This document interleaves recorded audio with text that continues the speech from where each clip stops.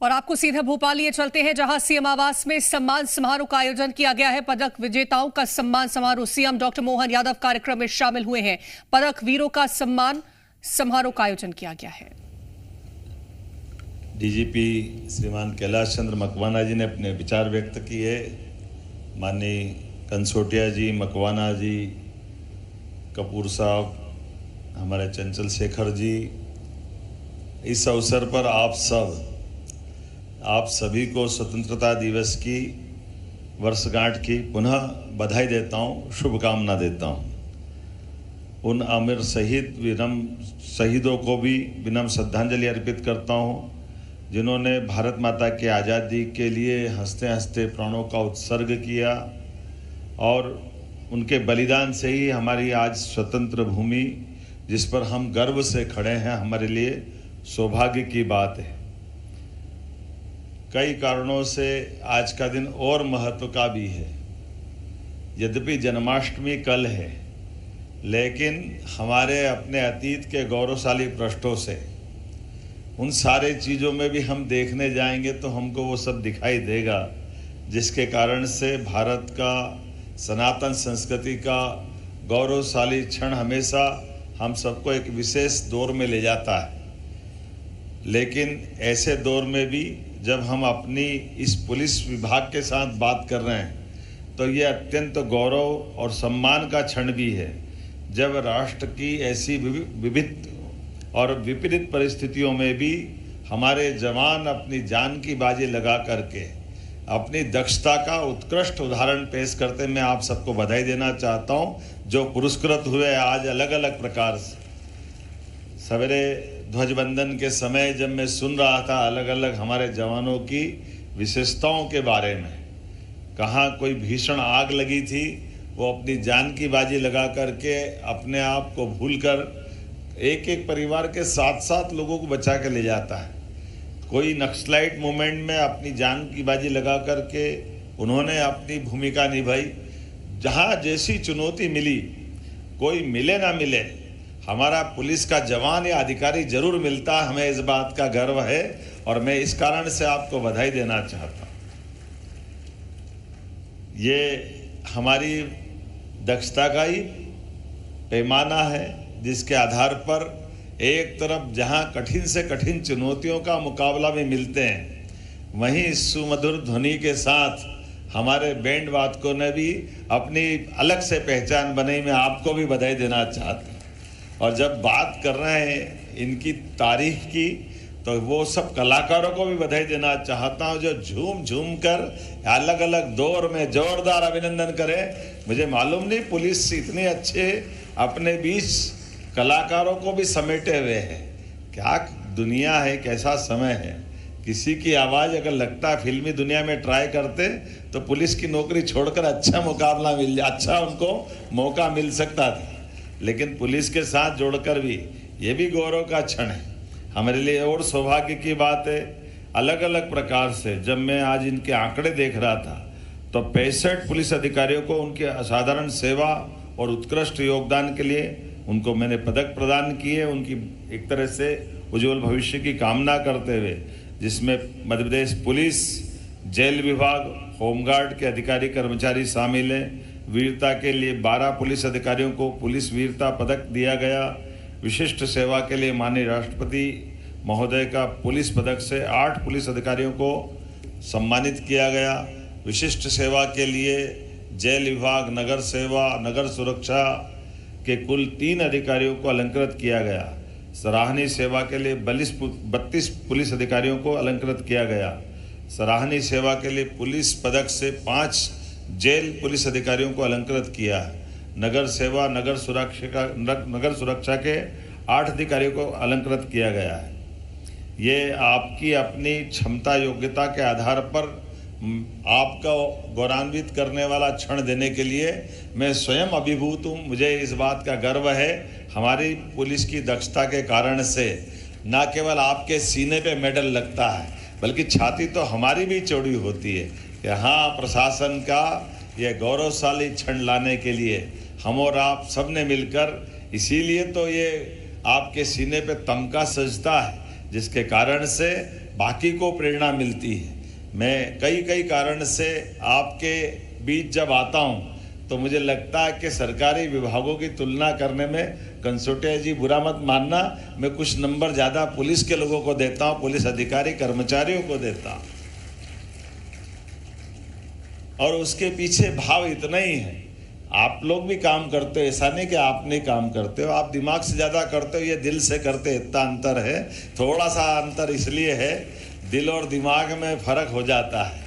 मैं बुरा मत मानना, दिमाग की थोड़ी निष्ठुरता होती है और दिल की थोड़ी कोमलता भी होती है। जब हमारे पुलिस के जवान अलग अलग प्रकार की चुनौतियों में, उफनते नालों में कूद करके किसी की जान बचाते हैं, रेलवे की प्लेटफॉर्म पर ट्रेन के बीच पटरियों के और जान के बीच संघर्ष होता कि रेल जाएगी या जान जाएगी, तो जान की बाजी लगाने के लिए पुलिस जवान वहाँ खड़ा होकर के जान की बाजी लगाकर किसी की जान बचाता है।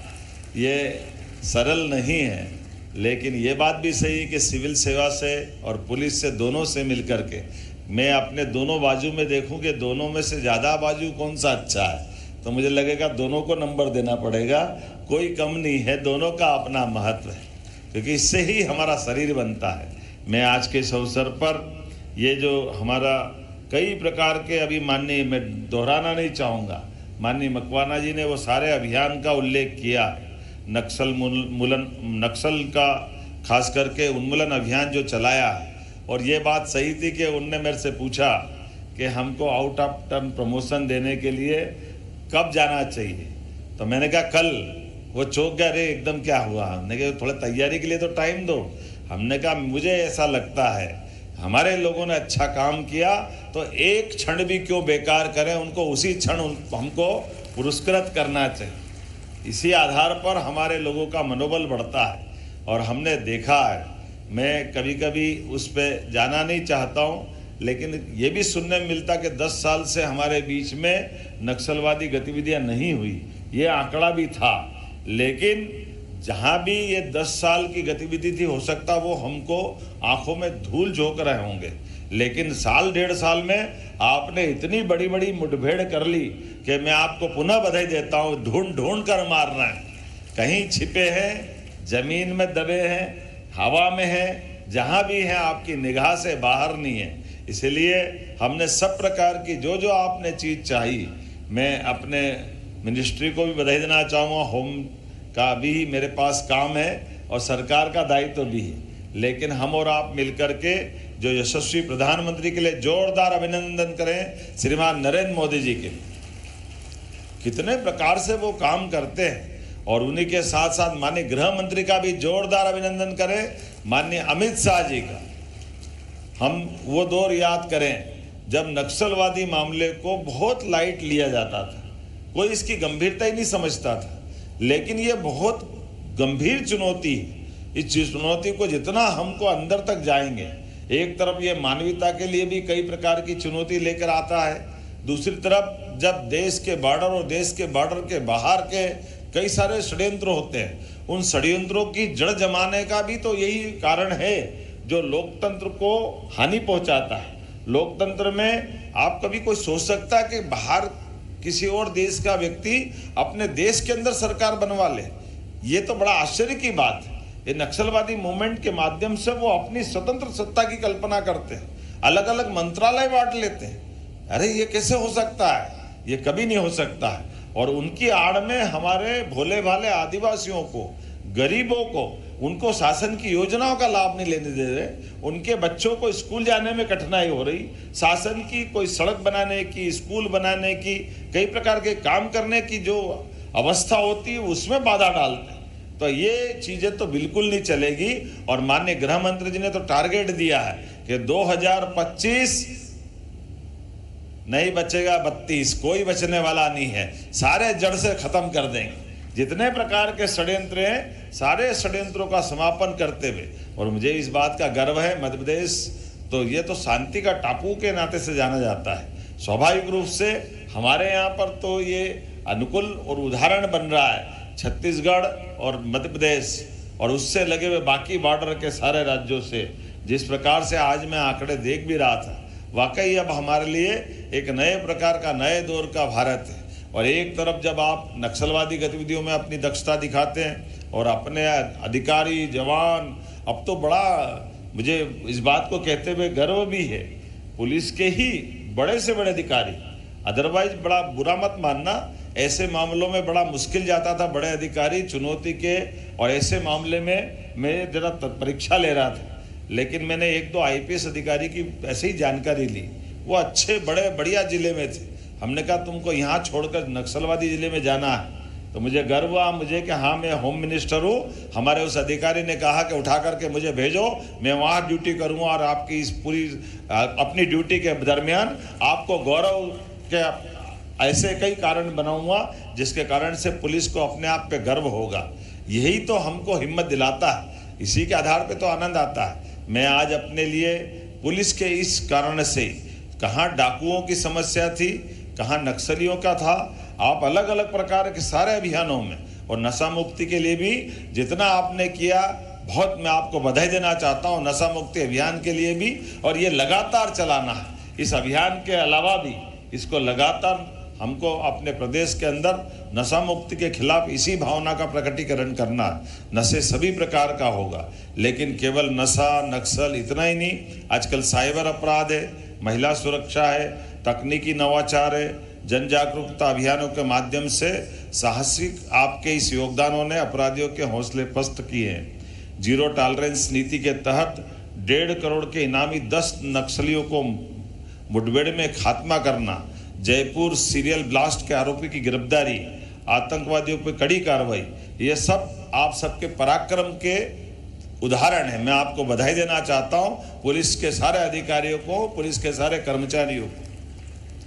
गोवंश तस्करी ये हमारे लिए चुनौती है, अवैध हथियारों के निर्माण के खिलाफ कार्रवाई, उसका हमारे लिए लगातार मूवमेंट इसी प्रकार से चलाए रखना है। ऑपरेशन सृजन का भी आपने जो माहौल बनाया है, मैं मान के चलता हूँ, जिसके एक ऐसा अभियान जिसमें बाल संरक्षण, आत्मरक्षा, सशक्तिकरण को एक नई परिभाषा आपने दी है। उम्मीद करता हूँ कि जितने प्रकार के सामाजिक सुरक्षा के सारे कामों में आपने अपनी भूमिका बढ़ाई है, ये कम्युनिटी पुलिसिंग के माध्यम से हमारे लिए सार्थक भूमिका रहेगी। एक तरफ हम बाल अधिकार, पोषण, स्वास्थ्य, साइबर सुरक्षा इत्यादि कई प्रकार के कामों को कर रहे हैं, दूसरी तरफ cyber cell, cyber forensic, data analytics, GPS जैसी तकनीकों का उपयोग करने के लिए सरकार भी डिजिटल युग में आपके साथ खड़ी है।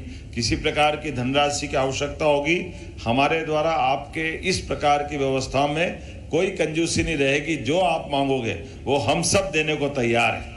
आपसे दक्षता के साथ रिजल्ट की अपेक्षा, और जो आप लगातार दे रहे हो, मैं उम्मीद कर रहा हूँ आज जब मैं बात करूँगा तो बहुत सारी बातें हैं, लेकिन आज चूँकि आज का दिन तो अलग प्रकार का है, थोड़ा सा फिजिकल फिटनेस वाले मामले में वैसे तो बहुत अच्छा है, लेकिन गंगा ऊपर से नीचे तक बहती है।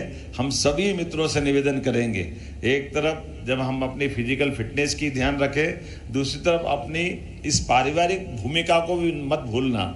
मैं मेरे जीवन का उदाहरण लेके चलता हूँ। मेरे जीवन काल में मैं जब अपने गृहस्थ जीवन के साथ साथ इस प्रकार के जीवन की जब कल्पना कर रहा था, तभी मैंने उस बालपन में भी बहुत सारी चीज़ों का प्रयोग किए हैं। जब मेरी अपनी बेटी को मैं प्राइमरी के बाद ही डॉक्टर बनेगी उसको बोलता रहा, तो भगवान की दया से वो गायनेकोलॉजिस्ट हुई है, डॉक्टर बन करके उसने दिखाया।